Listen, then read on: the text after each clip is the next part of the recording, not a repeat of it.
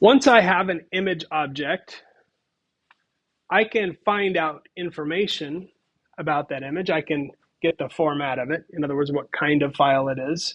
I can get the size of the image, which I want you to notice comes back as a tuple.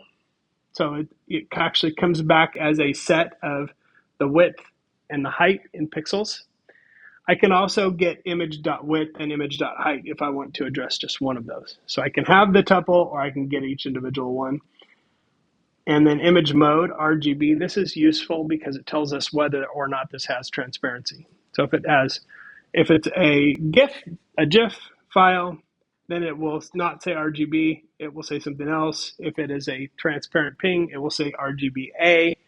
And then we know what channels that object has or that file has.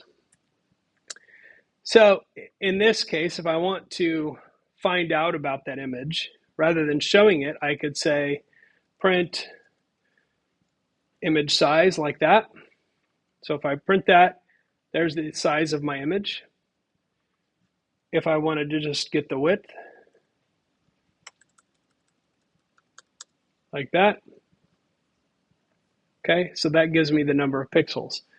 And so if I wanted to cut this image, if I wanted to resize this image in half, right, I would just take the width and divide it by 2 and take the height and divide it by 2. And that gives me an image that's half as tall and half as wide. So finding out that information is pretty easy and very useful.